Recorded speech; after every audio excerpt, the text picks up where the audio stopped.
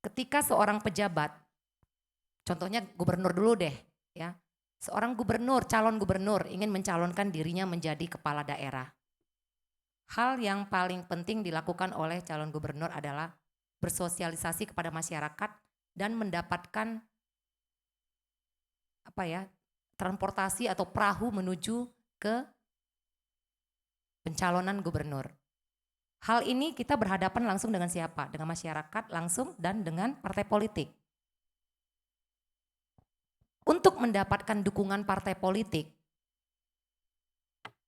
ya kita sudah tahu bahwa tidak ada yang gratis di dunia ini katanya. Semuanya harus berdasarkan uang tunai. Persyaratan yang diberikan oleh partai politik itu ada 3 katanya.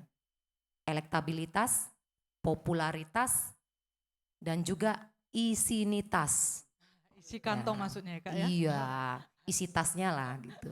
Mau apapun boleh, berlian boleh, dolar boleh, rupiah boleh. Yang penting yang berharga.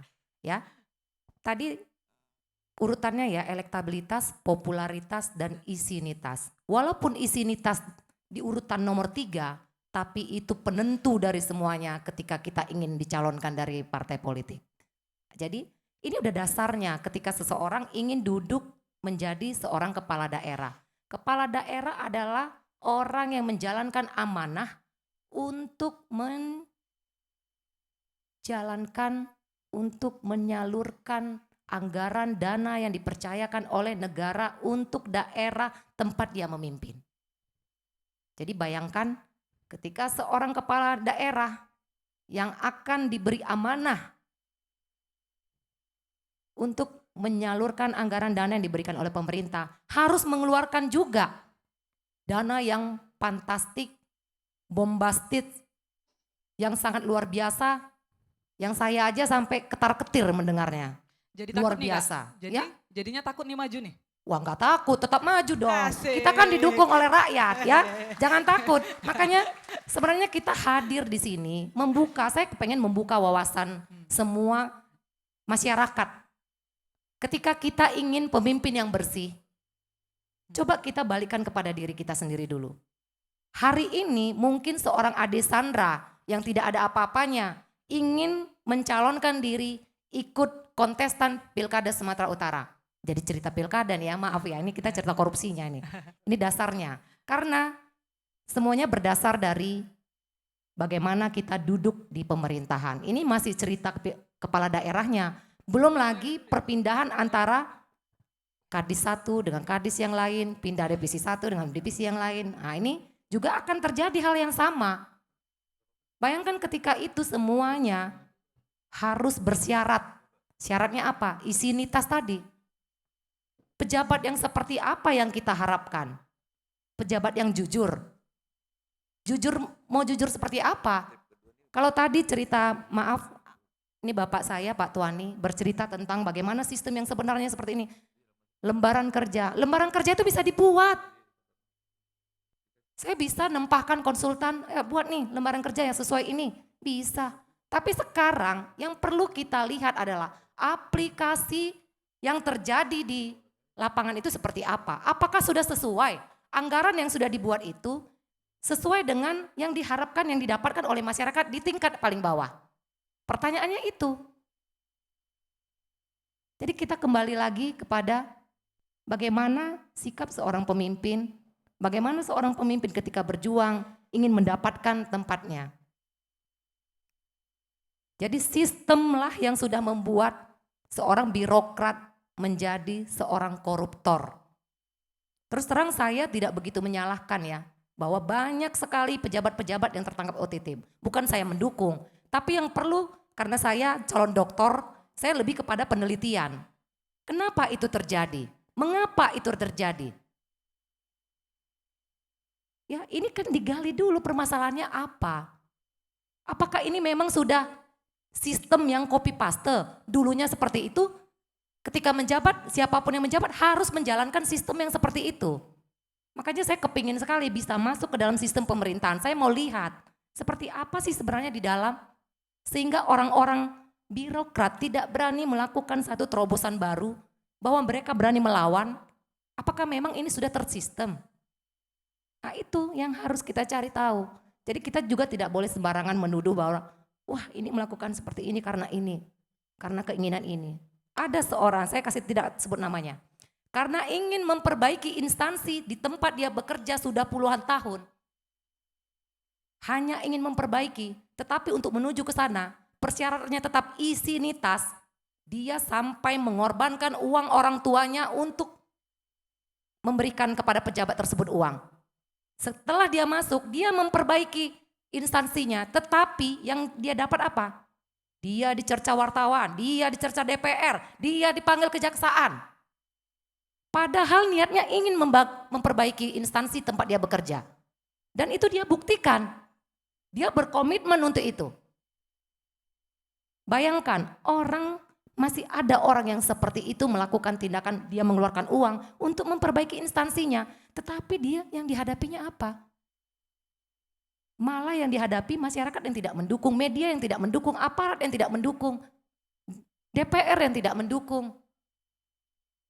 Bagaimana orang nanti ke depan mempunyai visi misi, contohnya nanti mungkin saya terus terang ketika mencalonkan diri jadi gubernur, saya banyak sekali nasihat-nasihat dari senior saya.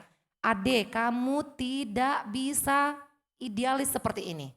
Kamu akan dihancurkan di dalam, kamu akan ditinggalkan nanti di dalam. Karena ini sudah seperti itu. Sistemnya seperti itu. Loh saya bilang sistemnya seperti itu gimana? Saya bilang. Ya sudah seperti kamu ikut saja, ambil saja, tapi bagikan lagi ke bawah. Wah gawat ini saya bilang. Kalau memang seperti itu saya nggak usah nyalon lah saya bilang. Karena saya dengan hidup saya sekarang saya sudah cukup. Untuk apa saya membahayakan diri saya? Saya terjun ke dalam untuk menghancurkan saya. Tapi ketika saya masuk saya ingin memperbaiki. Memperbaiki itu bukan saya sok jago, superwoman, tidak. Bagaimana saya ingin membangun komunikasi yang baik dengan birokrat. Apa sih sebenarnya yang terjadi? Keluhan apa sih sebenarnya yang dihadapi oleh birokrat-birokrat ini sehingga mereka masih melakukan tindakan-tindakan seperti itu? Apakah ada tekanan dari pimpinan? Apakah memang sudah tersistem? Apakah mungkin dari luar ya? Ini masih bagian dalam. Di luarnya kan ada media, ada LSM, ada aparat. Kadang-kadang ada satu permasalahan yang tidak ada masalahnya.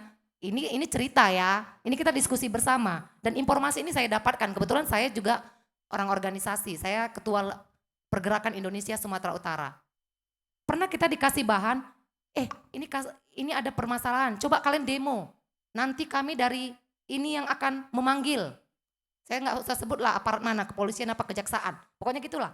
Ini dikasih bahan, nanti kalian demo ya. Nanti atas dasar itu nanti kita panggil nanti pejabatnya. Coba, bagaimana seorang pemimpin instansi atau pemerintahan itu bisa bekerja dengan tenang? Jika ya ini tadi sudah menggurita. Korupsi ini kan bukan hanya di pemerintahan saja. Kita tahu lah, bukan hanya di pemerintahan. Kita cerita gubernur, bupati, bukan.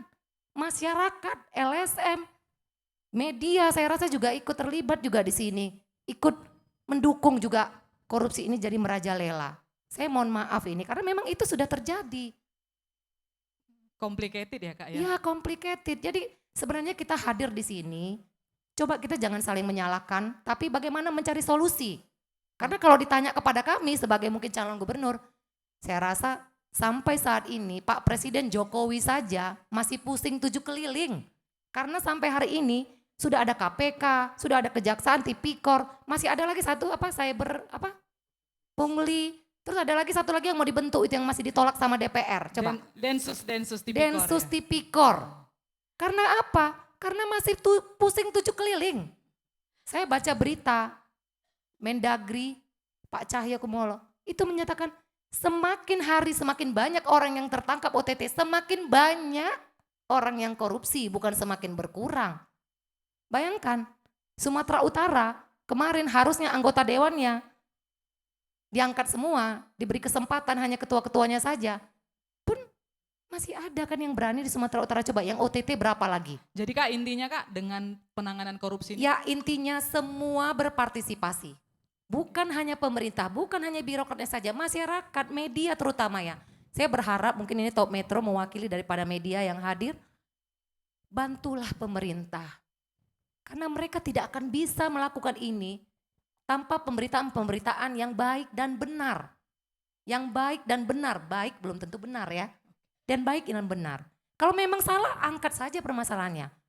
Kalau tidak salah, jangan ikut juga memanas-manasi. Kasihan loh pejabat yang tidak melakukan tindakan-tindakan yang korupsi, tetapi ya diseret-seret menuju ke sana gitu. Saya baru dengar nih ada satu lagi tadi dari pimpinan Top Metro. Kak, tadi udah dibisikin sama saya.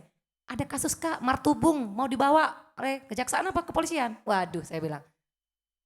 Jadi intinya Kak? Ya intinya begini ya, kita semua ikut berpartisipasi. Berpartisipasi ya? Iya berpartisipasi, ikut mengawasi.